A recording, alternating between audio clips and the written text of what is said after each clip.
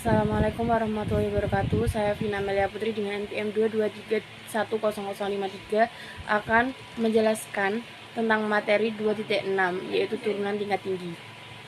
Turunan tingkat tinggi. Operasi diferensial mengambil sebuah fungsi f dan menghasilkan sebuah fungsi baru f aksen.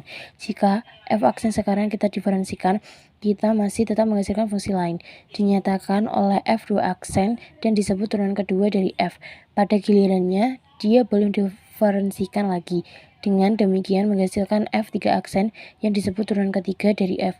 Turunan keempat dinyatakan f4, turunan kelima dinyatakan 5, dan seterusnya. Contohnya, fx sama dengan 2x pangkat 3 min 4x pangkat 2 plus 7x min 8. Ini adalah fungsi aslinya. Kita harus menghasilkan fungsi baru, yakni f aksen x sama dengan 6x pangkat 2. 6x pangkat 2 dihasilkan dari 2x pangkat 3 min 8x. 8x dihasilkan dari 4x pangkat 2 plus 7. Lalu kita mencari turunan kedua, yakni f2 aksen x sama dengan 12x. 12x dihasilkan oleh 6x pangkat 2 min 8. Lalu kita mencari turunan ketiga, yakni f3 aksen x sama dengan 12. Lalu kita mencari turunan keempat, yakni f4 kali x sama dengan 0. Ini adalah cara penulisan turunan dari y sama dengan fx. Lalu contoh 1. Jika y sama dengan sin 2x, cari d pangkat 3 y per dx pangkat 3 atau turunan 3.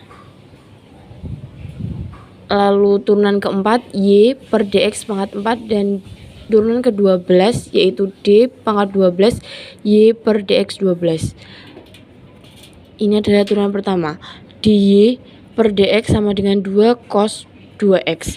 Lalu kita mencari turunan kedua, yaitu d pangkat 2y per dx pangkat 2 sama dengan min 2 pangkat 2 sin 2x.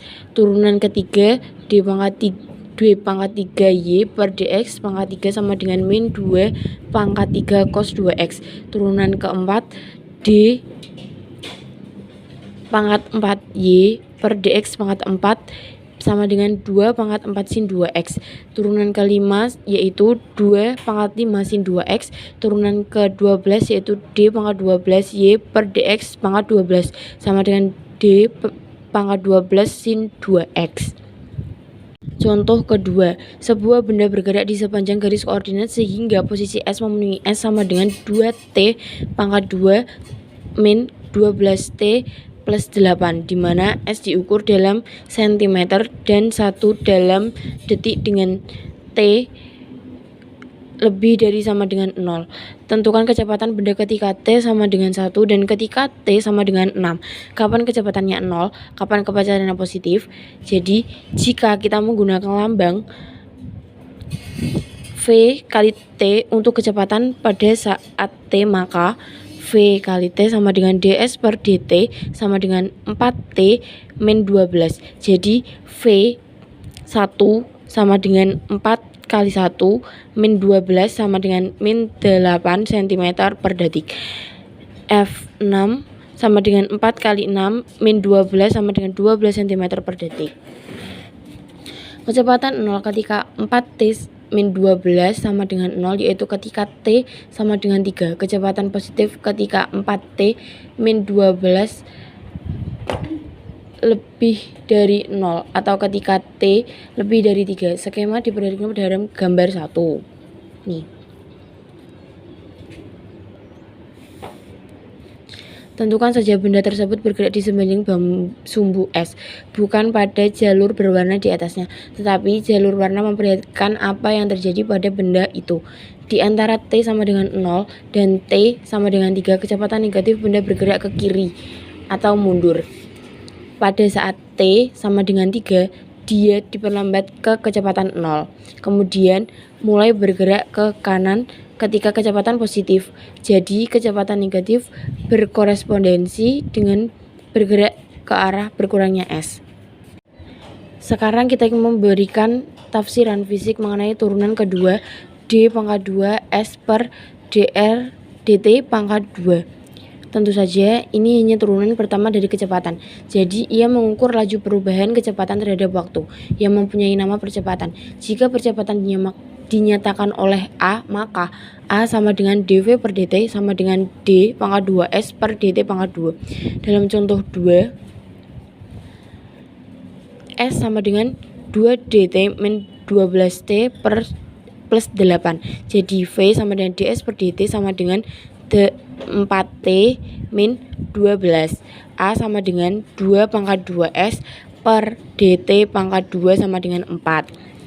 Ini berarti bahwa kecepatan bertambah pada suatu tingkat yang tetap besar 4 cm per detik. Setiap detik yang kita tuliskan sebagai 4 cm per detik atau 4 cm per detik persegi.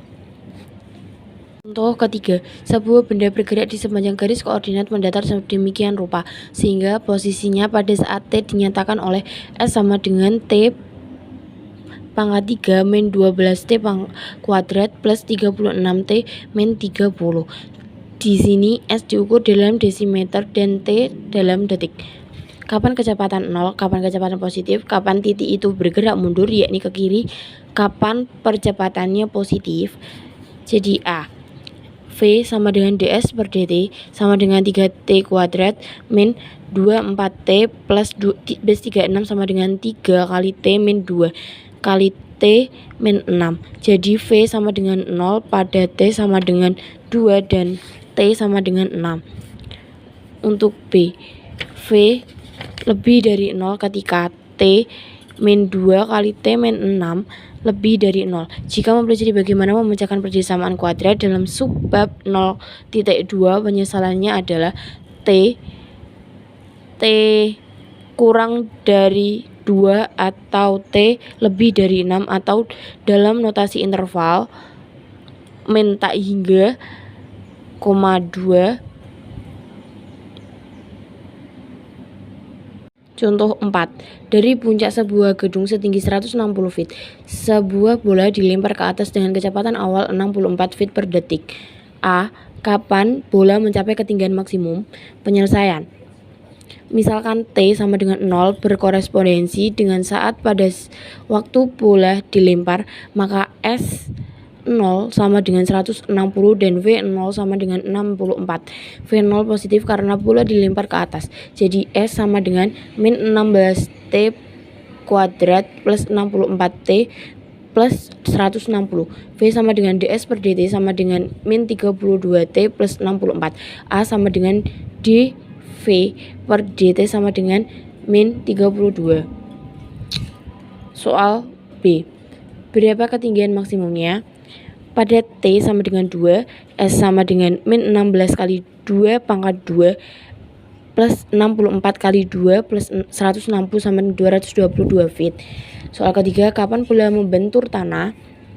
Bola membentur tanah pada waktu S sama dengan 0, yakni ketika min 16T pangkat 2 plus 64T plus 160 sama dengan 0. Pembagian oleh min 16 memberikan T pangkat 2 min 4T min 10 sama dengan 0. Maka rumus ABC menghasilkan T sama dengan 4 plus minus akar 16 plus 40 per 2 sama dengan 4 plus minus 2 akar 14 per 2 sama dengan 2 plus minus akar 14. Hanya jawaban positif yang masuk akal. Jadi bola membentur pada tanah T sama dengan 2 plus akar 14 sama dengan 5,74 detik.